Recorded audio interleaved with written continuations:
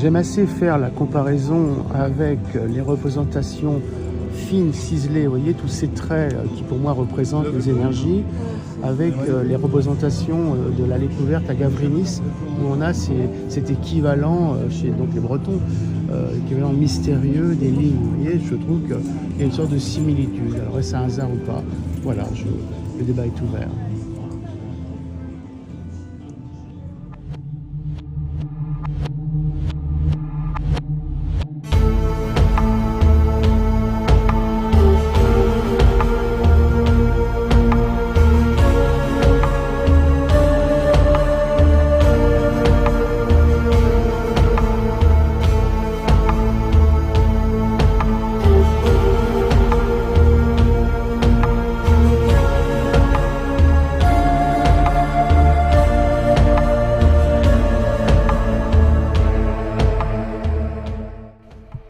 Nous sommes accueillis dans cette exposition de Ramsès II à l'entrée par un magnifique sphinx qui tient dans ses mains un vase d'où émerge un bélier, une tête de bélier. Alors que signifie en décodage biotique, on va dire façon Guizot, cette représentation? Eh bien, tout simplement, le sphinx est le départ, le top départ de l'ère précessionnelle du lion, donc moins 12 000 ans avant notre ère, qui a été le point de départ de la civilisation égyptienne. On peut le situer post-déluge. Cette maîtrise donc du bélier correspond à ce qui se passe et que nous d'ailleurs travaillons en astrobiotique, c'est-à-dire il faut maîtriser les ères précessionnelles qui ont succédé au lion pour arriver à garder une constante cellulaire dans notre organisme. L'ère du bélier, donc de moins 2150 ans, donc c'est à peu près avant Jésus-Christ jusqu'à donc 0, après on a basculé dans l'ère du poisson. Donc note, si vous voulez, la maîtrise qu'il y avait ou qu'ils ont prévu, alors je ne sais pas de quand cela date, de cette ère du bélier. Alors très curieusement, cette ère du bélier nous ramène à la maîtrise des Hébreux, puisque Abraham vient de Abram, qui signifie le bélier, plus exactement venu du bélier. Donc Abraham serait venu du bélier, donc le fils du bélier, donc le fils de l'ère précessionnelle du bélier. Abraham, donc le fils qui, soi-disant, a été épargné par le sacrifice du bélier qui a donné lieu à la circoncision anéantissant le mécanisme de la glande pinéale et ouvrant le cerveau à la violence et à la cruauté extrême, est la volonté des Égyptiens de maîtriser ces dissidents. Les Hébreux étaient des dissidents par rapport aux énergies égyptiennes, dissidents par rapport à garder une constante basée sur le lion, donc pour nous, sur la pulsation, le cœur, le mouvement circulaire du cœur, la circulation sanguine, puisque le cœur y est évidemment intimement lié, etc. Donc c'est comme cela qu'il faut voir les mains qui entourent, c'est-à-dire que ce ne sont pas des mains qui portent, qui font des offrandes, comme disent les égyptologues 2D, ce sont des mains qui maîtrisent, qui poulpent, comme nous le faisons en TVQ, qui poulpent l'énergie précessionnelle. Alors là, c'est le lion, alors il y en a d'autres, il y a le gémeau, le taureau, etc., pour arriver à rester en cohérence de phase avec l'origine de nos énergies. Alors les Égyptiens le situent au niveau du lion, là où ont commencé à être construites en fait les pyramides, en tout cas le sphinx nous l'indique, et ensuite garder cette constante au niveau du squelette.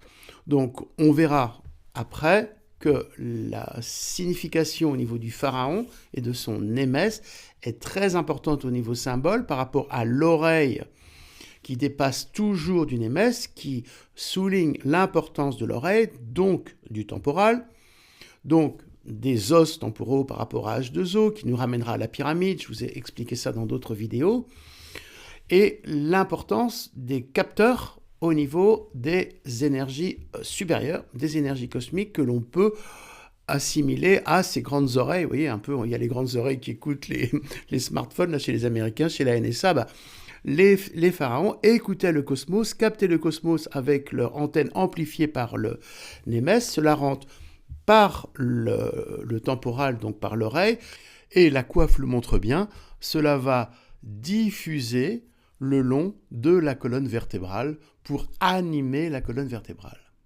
L'oreille est en forme de haricot qui nous ramène aux reins, et reins sont des capteurs de l'énergie primordiale, ça je l'ai déjà démontré en TVQ.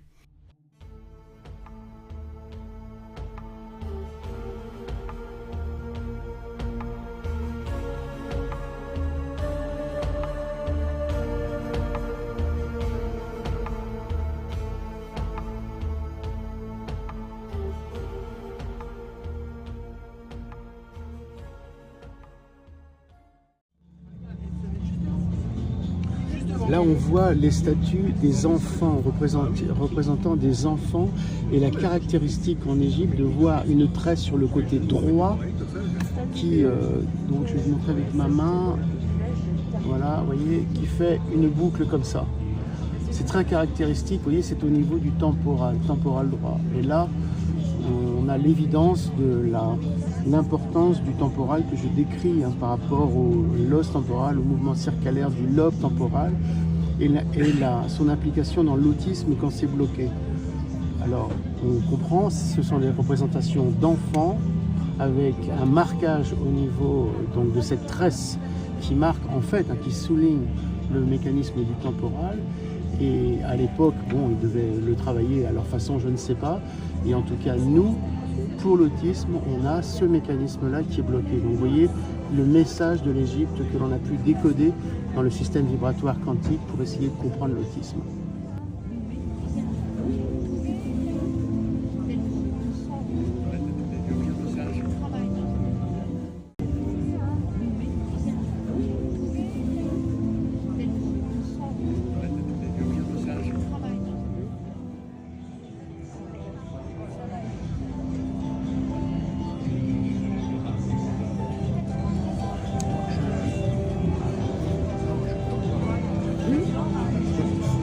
Là, on a la représentation d'un jeune Ramsès, comme il est écrit, et l'on voit donc analogiquement à la tresse au niveau des enfants, on voit ici, et ça c'est le retour avec la pulsation, mais au niveau du temporal, il n'y a pas de hasard. Et de l'autre côté, on verra, on va tourner. Voilà, en passant, on regarde la cartouche. Et c'est ça qui est dessiné systématiquement ou quasi systématiquement sur les pharaons le long de la colonne vertébrale pour montrer que la colonne vertébrale reçoit l'identité donc inscrite de la personne, du pharaon, donc sa personnalité qui est inscrite dans l'os de la colonne vertébrale, d'où l'importance de la colonne vertébrale. Voilà. Et on va aller de l'autre côté.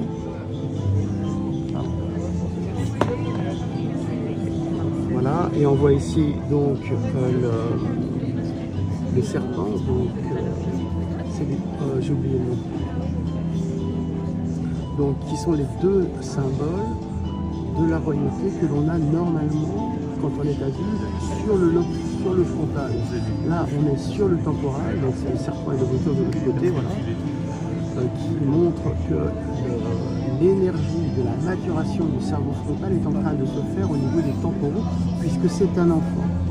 Nous, on retrouve ça en thérapie vibratoire quantique. Et après, on verra sur notre statut que les deux serpents, donc les deux signes, pharaon, donc les boyaux, serpent et cobra, sont ici. Vous voyez, donc là, ça a été cassé au niveau du frontal. Qu'est-ce que ça signifie?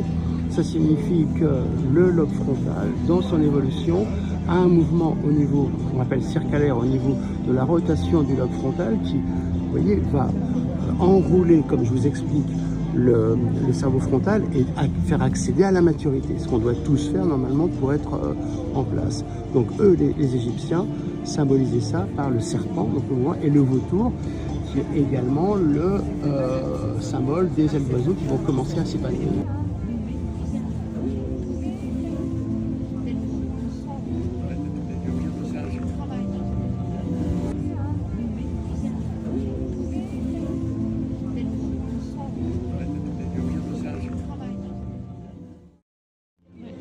Donc, le complément que je vais rajouter, qui peut corroborer ce que je viens d'expliquer, la relation un peu curieuse avec les fines lignes, comme ça, et Gabrielis, c'est la représentation des cheveux, en fait. Donc, ça, ce sont des perruques, mais regardez ici, elles sont représentées en zigzag. Vous voyez, et ça, on a souvent ça dans les hiéroglyphes égyptiens notamment, ou dans les fresques, pour représenter le mouvement de l'énergie. C'est un petit peu Chevalier de Lubitsch, hein, il faut aussi connaître, qui m'a amené sur cette voie-là. Quand je suis allé en Égypte, je me suis dit, ah, c'est incroyable, ces vibrations-là, c'est les vibrations de l'ère du Verseau, le signe du Verseau, c'est ça, vous voyez. Et donc déjà, on voit l'énergie qui est représentée vibratoirement dans les cheveux. Donc vous voyez ce mécanisme d'absorption et de dispersion de l'énergie qui est signifié dans les... Et on le voit bien là, vous voyez. Et je remontrerai d'autres endroits, notamment au pied des colonnes, où on voit la vibration de base qui va après faire émerger, au niveau des colonnes, ce sera la nature, etc. Donc vous voyez, tout ça, c'est la représentation. L'Égypte représente l'énergie fondamentale qui nous anime. Voilà comment je décode l'Égypte. Et regardez derrière, vous voyez, comme je vous expliquais, la cartouche ou le cartouche qui représente l'identité de la personne qui est derrière. Alors là, plus ou moins, plus au niveau de son sacrum, mais c'est toujours derrière.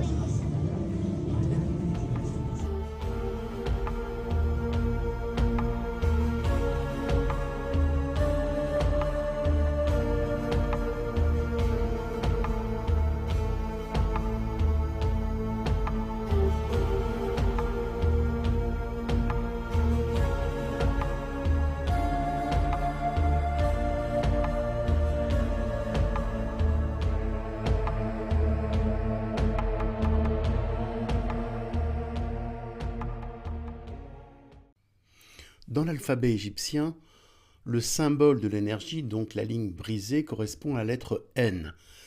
Et de façon très curieuse, la lettre N est le symbole atomique de l'azote, qui a comme numéro atomique le 7. Il est devant l'oxygène, le 8. Et vous connaissez notre travail sur l'oxygénation du sang par rapport aux globules rouges et à la cohérence quantique du sang. C'est quand même incroyable, vous ne trouvez pas ? Le N dans notre alphabet est la 14e lettre. 14e lettre de notre alphabet. Le 14 nous ramène au nombre atomique de la silice. Et l'importance dans la silice, notamment dans... Regardez le clin d'œil, si vous voulez, de l'Égypte par rapport à, on va dire, nos travaux. Et cerise sur le gâteau, si vous tournez le N, et là cela se transforme en Z. Bon, Z, c'est au niveau du numéro atomique le code, mais c'est aussi le symbole de la guerre en Ukraine où les chars russes portent la lettre Z. Hasard, non hasard. Et puis bien sûr, le numéro 14, les 14 morceaux d'Osiris qui sont reconstitués par Isis. Et à ce sujet-là, on déborde un tout petit peu. Isis a donné par Isis, donc Paris était protégé par Isis, la Dame Blanche, et l'attentat de Notre-Dame n'a eu pour but occulte que de détruire le symbole, le foyer de cette énergie. Et à partir de là, si vous remarquez, tout a commencé, le Covid, la guerre d'Ukraine et peut-être autre chose. Nolwenn me dit qu'elle a mal à la hanche gauche. Je teste sa hanche gauche et elle pulse. En fait, il faut savoir que de visiter l'Égypte, quand on va en Égypte ou alors même dans les musées, ce n'est pas anodin. On est directement connecté avec ses mémoires. Donc, ce système d'information, d'encodage de notre squelette est important. Et il faut le comprendre pour éviter de subir des transformations non conscientisées lorsqu'on va en Égypte, lorsqu'on va dans les temples et lorsqu'on retourne même dans les expositions. Donc c'est vraiment la preuve qu'il se passe des choses à notre insu et quelque part c'est extraordinaire parce que le message des pharaons qui a quand même plusieurs milliers d'années continue à être transmis mais par cet intermédiaire vibratoire osseux hein, que l'on ressent, que l'on peut analyser et donc par cet intermédiaire s'améliorer par rapport à ces énergies. Je peux y aller? Alors on voit souvent la représentation des ennemis de l'Égypte, représentée donc avec les mains nouées dans le dos, une corde autour du cou, et là avec la main, donc apparemment de Ramsès je crois, qui tient la coiffe au niveau de la cerveau supérieur. Alors on dit oui, il maîtrise et tout ça, ou voilà, les ennemis vaincus. En fait, il faut comprendre que le fait de bloquer, vous voyez, au niveau du cerveau supérieur, enfin du crâne supérieur, c'est bloquer l'énergie des chakras. Vous voyez, je vais me rapprocher, excusez-moi. Donc vous voyez là, c'est voilà, c'est l'énergie supérieure cosmique qui est bloquée, parce qu'ils ne peuvent plus recevoir l'énergie, donc ils sont anéantis vibratoirement. C'est cela qu'il faut comprendre dans les luttes de l'Égypte contre les ennemis. Et ça, bon, c'est parce que j'ai travaillé ça, et le Chevaler de Lubitsch m'a énormément aidé à comprendre, et ça permet d'avoir une interprétation un petit peu plus haut de gamme que ce qui est dit.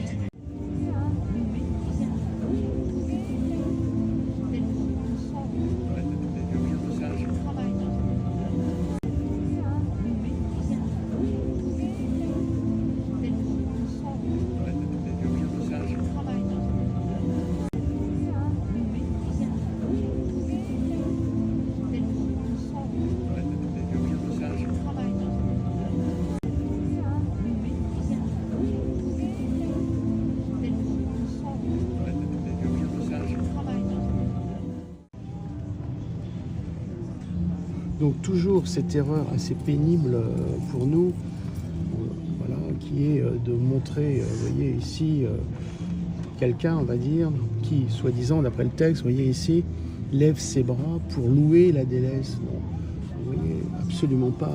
Ils sont en train de poulper l'énergie, vous voyez, que l'on voit bien sortir, vous voyez, sortir vibratoirement de tout un tas de substances, comme nous on peut tester n'importe quelle substance au niveau de l'énergie et la poulper. Là on a une sorte de, vous voyez, de licorne, c'est très curieux, bon c'est un lien, mais là où les gens pourront comprendre où le mécanisme du poulpage est indiqué, c'est l'inversion au niveau des pouces. Vous voyez ici, le pouce n'est pas est visible de l'extérieur, alors que normalement le pouce ici devrait être à l'intérieur. C'est pour montrer que on travaille sur l'énergie symétrique, hein, sur la symétrie de l'énergie, donc ce qu'il y a de l'autre côté du miroir. Et ça, vous verrez systématiquement dans les représentations, dans les tombes et tout ça, que lorsque le pharaon poulpe ou est poulpé par le dieu, il y a le pouce inversé. Quand vous avez le pouce inversé, c'est l'énergie de l'au-delà, de l'autre dimension de l'espace-temps qui est signifiée. Alors, on voit ici dans les représentations, dans les tombes funéraires, le candidat à la mort, vous voyez ici derrière, donc apparemment ça peut être Ramsès ou autre, vous voyez. Alors ici, avec le cône au-dessus qui représente la pomme de pin, la glande pinéale. Alors je viens d'entendre et avoir un petit échange bref avec quelqu'un qui a fait l'école du Louvre, le musée du Louvre, quelque chose comme ça, qui disait, pour ça que je ne peux pas plus m'empêcher d'expliquer, voilà, que c'était un cône de parfum qui fondait, etc. Donc voilà l'interprétation officielle 2D de l'Égypte. Bon, voilà, on est resté courtois, mais c'est complètement ridicule. Pourquoi est-ce qu'on mettrait un cône de parfum dans les représentations, dans une tombe de quelqu'un qui va passer dans le royaume des morts? Donc là, la personne ici, le pharaon, ou je pense que c'est le pharaon, va passer dans le royaume des morts. Donc vous voyez, est accompagné par la main, par Anubis, vous voyez, qui va l'amener dans le royaume des morts et puis après faire la transmutation alchimique de l'âme. Mais donc ce que je disais, ce qui nous prouve que c'est bien un mécanisme d'interface énergétique, c'est la position des pouces. Vous voyez, normalement, vous voyez, c'est la main droite, le pouce aurait dû être ici. Et là, il est de l'autre côté. Donc c'est pour montrer l'inversion. Hein, on est inversé quand on rentre dans ce royaume-là. Et c'est tout la mécanique symbolique qui est expliquée et que nous, on retrouve dans les inversions au niveau du système nerveux, je peux donner noms savants, du Gol et Burdak, donc l'inversion. Donc voilà, donc nous sommes issus d'une inversion, nous sommes redressés Donc je reprends maintenant, nous, au XXe siècle, notre explication. Nous sommes inversés, on rentre inversé et on doit se redresser. Mais on a toujours la connexion avec le mécanisme de l'inversion de l'au-delà qui nous gère. Voilà.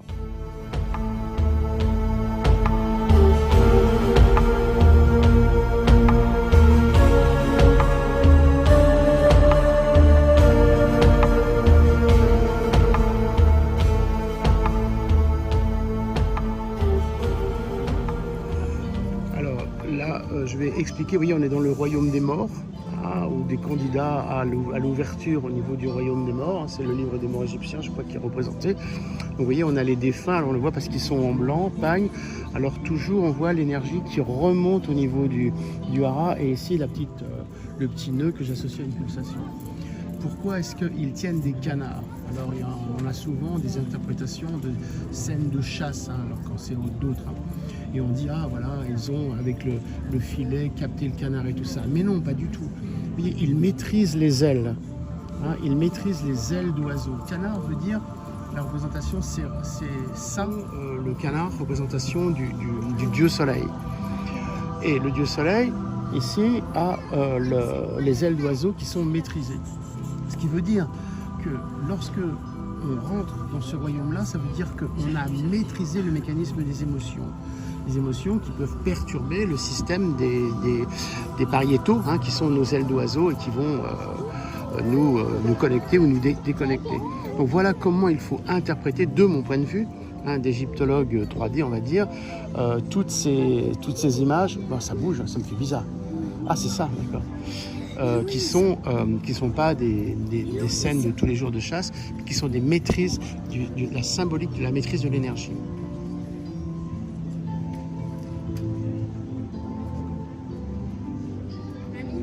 Donc là, on a encore toujours la relation avec le rhinencéphale, vous voyez, avec le nerf olfactif, vous voyez, la fleur, donc comme par hasard, c'est un lotus, a une ouverture, vous voyez, mais cette ouverture-là, elle vient du cœur. Donc c'est le rapport entre la maîtrise au niveau du cœur, un point fermé qu'on retrouve chez les Chemsuor, qui a été reprise un petit peu par les francs-maçons, les nazis ou les romains. On se tape sur le cœur, mais enfin voilà, donc c'est l'origine du cœur, vous voyez, qui fait une boucle avec le mécanisme d'absorption de l'énergie. Une petite parenthèse, quand on demande de respirer l'homéopathie en homéobiotique, vous voyez, souvent je pense à cette façon d'absorber l'énergie. Donc on a toujours les représentations de l'ondulation de l'énergie, c'est quasiment systématiquement décrit partout. Donc ici sur le tombeau de Ramsès II, donc vous voyez sur le couvercle en fait, donc la relation avec le cosmos et on va dire la dépouille. Vous voyez ici, alors c'est normalement Apopis, le cerveau, mais vous voyez qui est représenté en mouvement d'ondulation, donc en fréquence, la pulsation des fréquences qu'on retrouve sur les coudes et tout ça.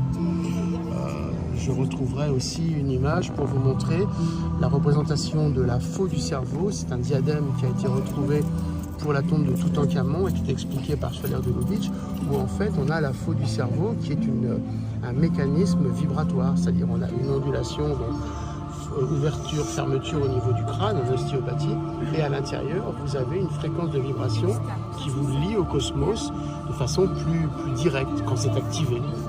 Donc ce qui se passe, on va dire un petit peu pour nous, c'est qu'il y a une relation entre l'Égypte et la Bretagne. La plus belle, c'est déjà Karnak, au niveau des noms, les aliments de Karnak et Karnak, le temple en Égypte. Et on a surtout, ce que j'aime beaucoup, c'est le Ménès et le Némès.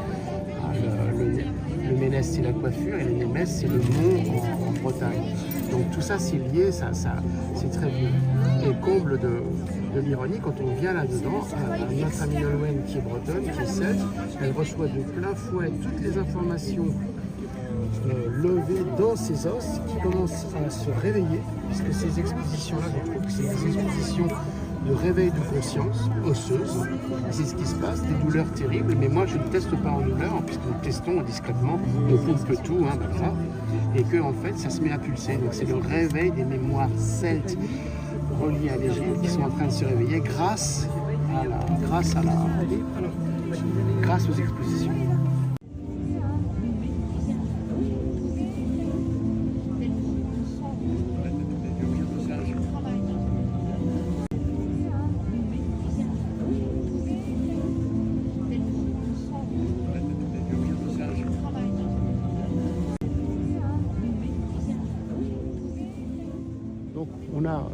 ce que un peu j'expliquais de façon plus évidente, la représentation au niveau frontal de l'uræus, c'est-à-dire le cobra, qui montre donc dans un premier temps le mouvement vous voyez, circulaire. Vous voyez ici comment ça tourne, hein, d'accord, hein, donc c'est ce que nous on ressent en thérapie. Et la queue qui est représentée de façon bizarrement, hein, c'est très rare, au niveau d'un mouvement, voilà, un mouvement circulaire. Et puis après, cela continue au niveau de la foule du cerveau. D'accord, oui, vas-y. Donc ça, je ne l'avais jamais vu. Donc vous voyez le symbole, mais c'est tellement évident, donc du mouvement de l'énergie du serpent, alors qui est une énergie protectrice, hein, ça peut effectivement permettre d'être protégé, qui arrive en confusion quelque part entre les deux lobes du cerveau, droite et gauche, représentés par la queue du serpent qui fait des boucles, voilà, et après qui va se dispatcher derrière au niveau de la foule du cerveau pour animer le crâne, donc pour nous le CVQ, de façon la plus positive possible pour arriver à mettre en gros de l'ordre dans le cerveau. Et ce qui a permis, ce qui a été donné au pharaon et permis de tenir, c'était de mettre de l'ordre dans le cerveau. C'est-à-dire ne pas avoir comme par exemple nous, nos dirigeants actuels, et voilà, je fais court, qui sont complètement destroy dans leur cerveau, sont des cerveaux malades qui nous gouvernent, d'où le marasme actuel. Eux avaient des cerveaux qui étaient améliorés, réparés, etc. Donc voilà le symbole, hein, de ça. Et c'est pour ça qu'ils ont tenu au moins 12 000 ans, avec des hauts et des bas, mais enfin une civilisation quand même de 12 000 ans, c'est extraordinaire.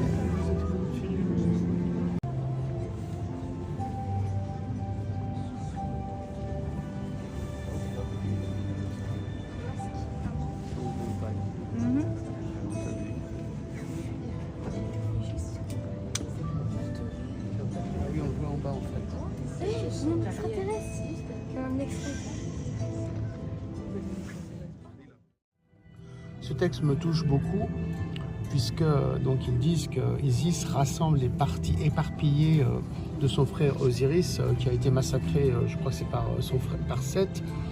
Oui, parce que à l'aube de notre mort, on a une dislocation des organes. Et ça, je l'ai vécu avec Janine. Et moi également, hein, qui la suivais un peu dans l'au-delà, puisque bon voilà, c'était mon âme sœur qui partait. Et je sentais mes organes se disloquer, c'est-à-dire le foie devenir indépendant de l'intestin. Chacun reprenait un petit peu son cours originel, puisque on essaie de démontrer que d'un éparpillement originel, qui est un petit peu l'entropie, un petit peu tout ce qu'il y a au niveau du quantique. Vous savez que les particules quantiques vont dans tous les sens, il n'y a pas d'ordre, en tout cas apparent comme le nôtre, donc ça doit être regroupé, donc nous on dit au système vibratoire quantique qui regroupe, bref, et que à ce moment-là, ça nous donne la vie, qu'on doit maintenir cette vie unité comme on peut, et nous, voilà, avec la technique. Et lorsque l'on commence à sentir la mort arriver, et ça aussi les bouddhistes le disent, on a les entités qui commencent à se disloquer pour repartir de là où elles sont venues. Elles nous quittent. Alors reste apparemment le mécanisme de l'âme, donc du substrat qu'on a travaillé du vivant, et après donc il dit revenir en Osiris, puis renaître dans une autre dimension. Donc voilà tout le travail effectué notamment sur Janine pour son passage, sur d'autres personnes aussi, donc qui reflète, enfin est-ce que je m'en suis inspiré en allant en Égypte? Oui, sûrement, en tout cas je le retrouve maintenant, puisque Janine était vivante, donc je le retrouve maintenant de façon plus sensible. Voilà, c'est comme ça qu'on fait, qu'il faudrait faire pour que du vivant, on garde une unité. Une fois qu'on part, qu'on sent que ça part, ça se disloque, les restes, le substrat, donc pulsation au mouvement, Osiris, hein, avec sa petite boule sur la tête, et voilà, qui correspond en fait au symbole de la pulsation hors du corps. Et à ce moment-là, voilà, notre mission terrestre serait achevée.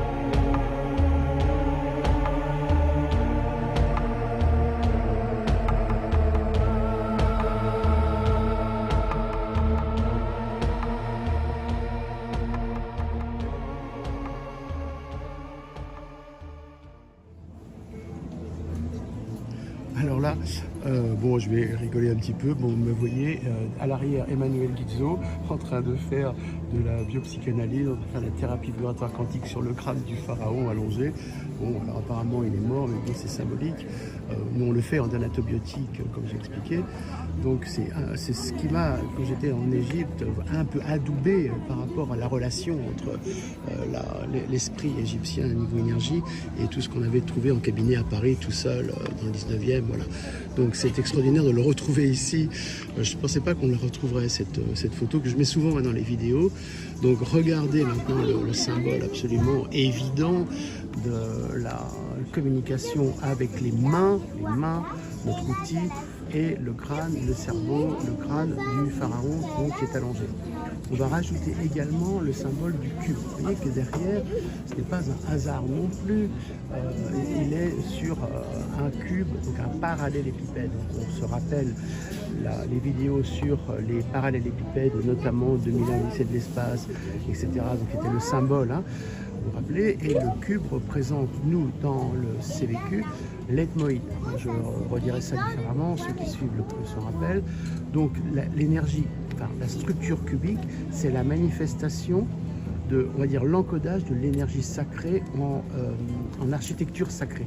Pardon, je répète, c'est la manifestation de l'encodage en architecture vibratoire sacrée, c'est-à-dire qui a une forme géométrique qui vient de l'espace. Donc cette énergie-là est cadrée, donc c'est pour ça, vous voyez, le mec il est cadré sur son crâne supérieur, hein, il n'est pas, il rigole pas, comme nous en biopsie on rigole pas, on est cadré, il est cadré derrière, et là comme il est on va dire propre, cadré, nickel, il peut se permettre de toucher le pharaon.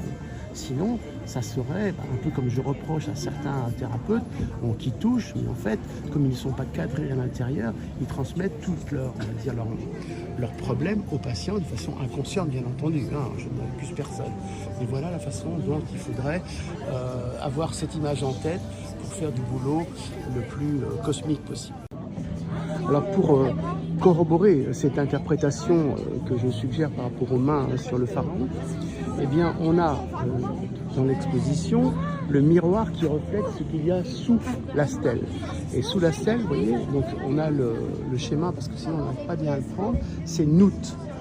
Regardez que Nout, c'est l'interface avec les étoiles. Elles sont toutes marquées sur son corps.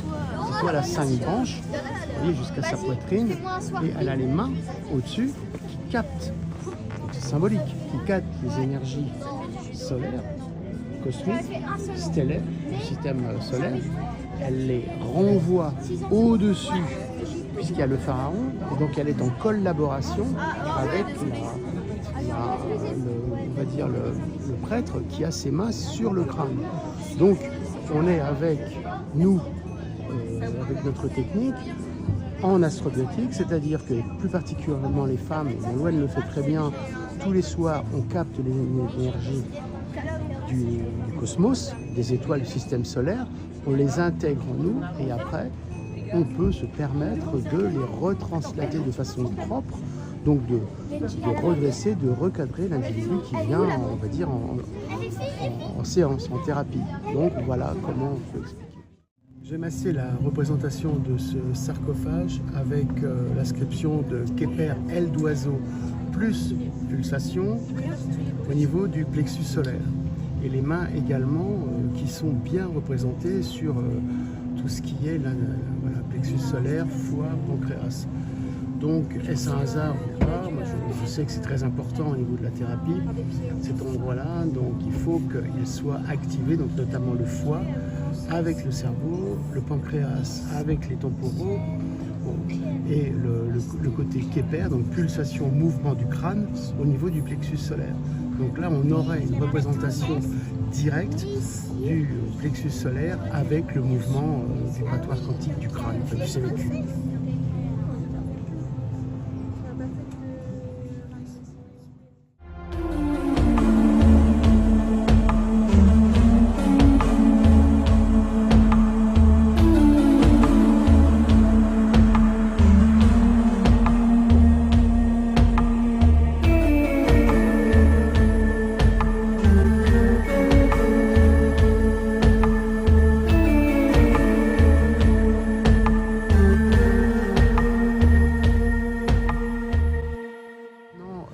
l'explication façon Guizot du flageum et de l'Eka par rapport, de mon point de vue, à toutes les bêtises qui sont dites.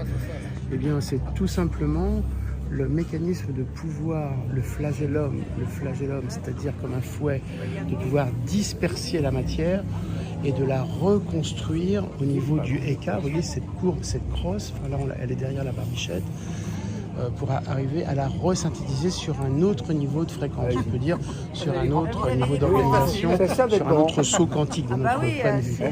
Et ça, c'était l'apanage des pharaons pour arriver à garder l'unité par rapport à la dispersion, flagellum, dispersion, Eka, la crosse, unité. Et on retrouve cette crosse au niveau des chrétiens par la crosse de l'évêque. On retrouvera dans d'autres religions également. Donc voilà le symbole de l'unité du corps que l'on présente ici. Alors maintenant, nous en arrivons au décodage du fameux scarabée, donc Képer, que l'on voit partout dans les tombes, que l'on voit partout représenté en relief, en shawapti, c'est-à-dire en petites statues, amulettes qui accompagnent les morts, etc. Quelle est la réelle signification plutôt que l'interprétation primaire d'un scarabée, d'un insecte? C'est tout simplement la représentation de nos sutures crâniennes. On a devant le frontal, et c'est très très bien dessiné, et derrière les deux pariétaux, qui sont donc dessinés au niveau de la suture avec le temporal et la suture sagittale entre les deux pariétaux. Donc c'est ça la représentation de Képer, c'est-à-dire la liberté, on va dire, et l'importance au niveau des sutures crâniennes.